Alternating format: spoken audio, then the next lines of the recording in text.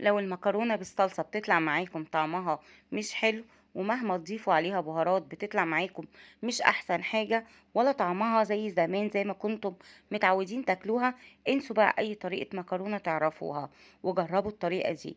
جايبالكم النهاردة طريقة مكرونة بالصلصة طعمها خرافة، كل حاجة فيها طعمها حكاية، هتحسوا انكم بتاكلوا المكرونة كما يجب ان تكون. يلا نسمي بالله ونصلي على الرسول.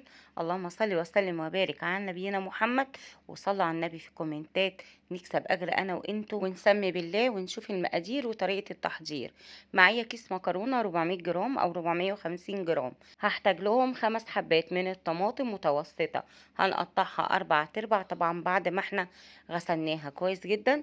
وهنزل بالطماطم في حلة كده، وبعد كده هنزل ببصلتين متقطعين 4 تربع صغيرين، و3 فصوص من الثوم على نار بقى كده متوسطة. وهديهم رشة كده من الملح، يعني معلقة صغيرة. وبعد ما تغلي غلوة معايا بغطي وهدي، عايزة كله يستوي الطماطم والبصل والثوم.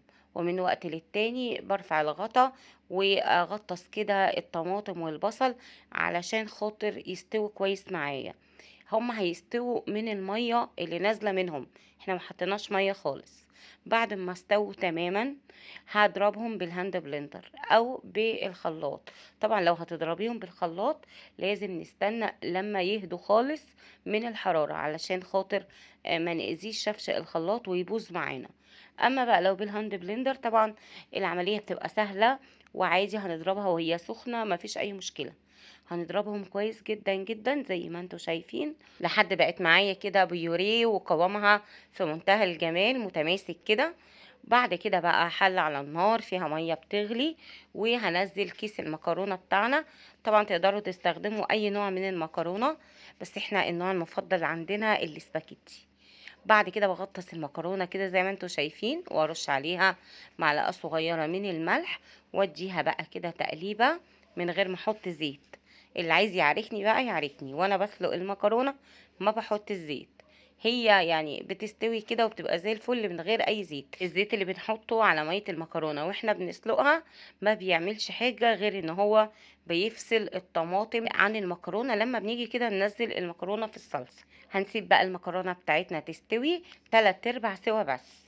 وبعد كده هنجيب حلة على النار فيها كده معلقة كبيرة من زيت الزيتون او الزيت العادي، ومعايا فصين توم هنهرسهم، وهنبدأ كده نقلبهم كويس قوي.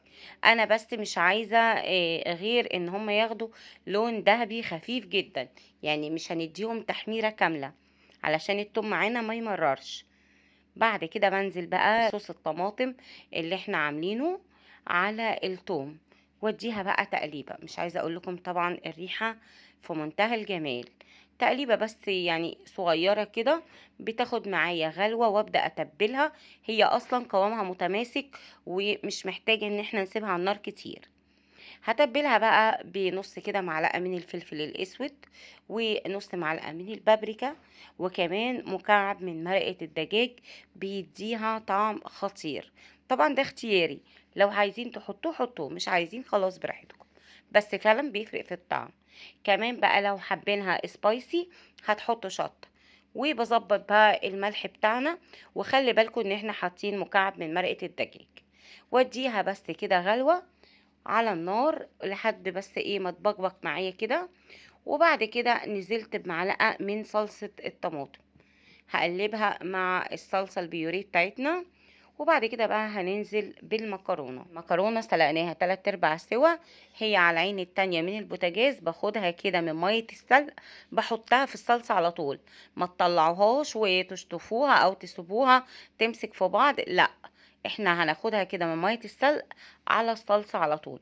وبعد كده على نار كده فوق المتوسط بنديها تقليبة كويس جدا لحد كده ما المكرونة بتاعتي بتتشرب من الصلصة كده زي ما انتوا شايفين.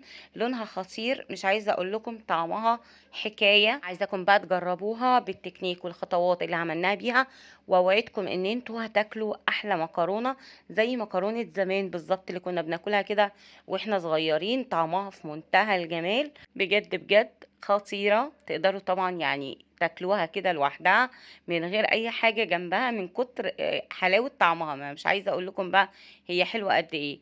في اليوم ده كنت عاملة جنبها بانيه، وأنا عملت معاكم وصفة البانيه هتلاقوها على القناة، عملته معاكم بطريقة سهلة وبسيطة وتتبيلة خطيرة ولون زي ما انتم شايفين بكفر ثابت عليه، استحالة يفك معاكم في القلية وهيطلع معاكم أحلى من المطاعم كمان. ما تنسوش بقى تعملوا لايك وشير لحبايبكم بالوصفة القمر دي، واستنوني بقى في وصفات جاية كتيرة إن شاء الله هتعجبكم جدا.